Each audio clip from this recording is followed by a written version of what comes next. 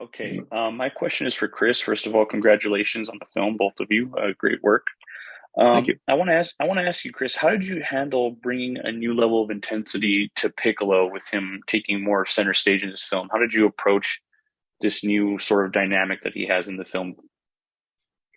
I think that the cool thing about being a dub actor is that we really do get to mirror what's happening on the screen. So luckily, the that intensity that he has and the kind of seriousness of the subject matter really comes through in the animation. Going through this film, it was very clear that Piccolo was not able to. He wasn't able to lean on the characters that they're used to leaning on. It becomes very clear that he's in a real pickle. Um, as for lack of a better word. And you see him going through his entire Rolodex of like, okay, then we're gonna need beans. And they're like, I'm sorry, Piccolo, we can't help you out there. And so, and then we need to let's try this. So he's scrambling to try and figure out what they can do. He goes through his everything possible, and then he realizes that I guess we just need to do this my way because he's not used to.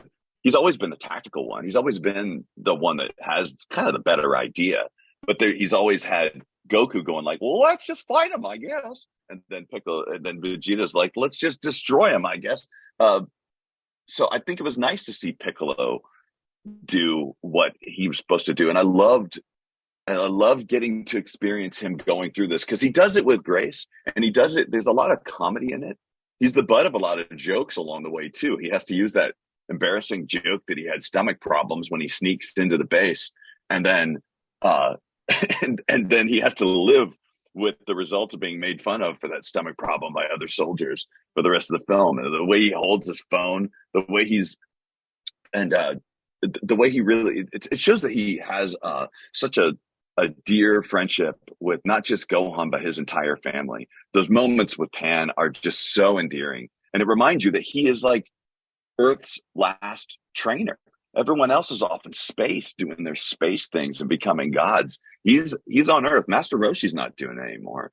It's Piccolo who's like down on the ground, grassroots, being the being the dude he is. And when people talk about how, he's Gohan's real dad, I can understand why you would feel that way because Piccolo comes clearly from a culture of people who are tribal and they're like family oriented and they may not have genders, but they clearly are all they're used to being together.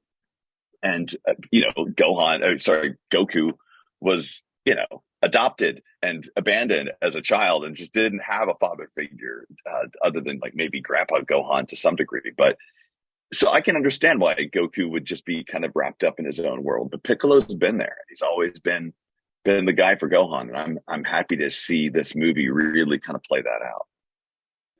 Perfect. Thank you so much, Chris.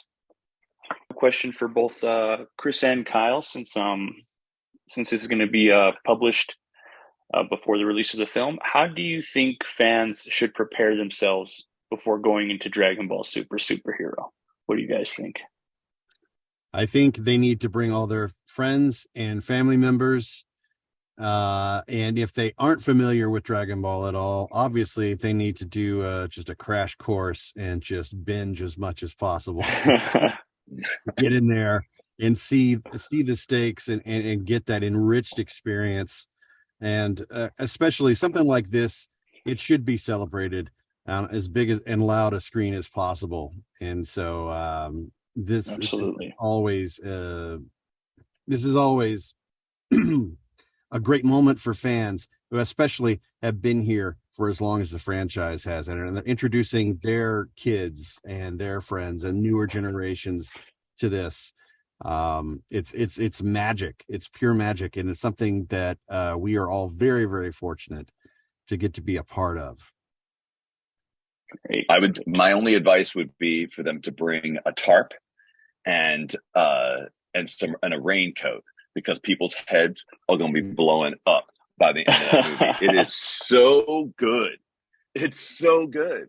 It's such an amazing film. Like there's a part which you all saw towards the end of the film that is simultaneously the absolute peak of the awesomeness of this film and also one of the most incredible like callbacks to earlier Dragon Ball Z that I have ever seen. Like I picked it like it happens so quickly too that it takes you a moment to go like, wait a minute, did that literally just happen? And so that's I cannot wait. And I know there's been, the film has been out in Japan, for a month or so, and I'm sure a lot of people have seen people's spoilers online. But I say this time and time again: you absolutely cannot spoil the emotional impact that this film has. You could know every detail and see every screenshot, but you're not going to be able to replicate the feeling you're going to have being in the theater with other people that have been waiting for these moments for so long. I think if you don't go and see it in a proper cinema, then you're really doing yourself a disservice, honestly. Absolutely. Biggest screen possible. Got it. Thanks, guys. Exactly. Mhm.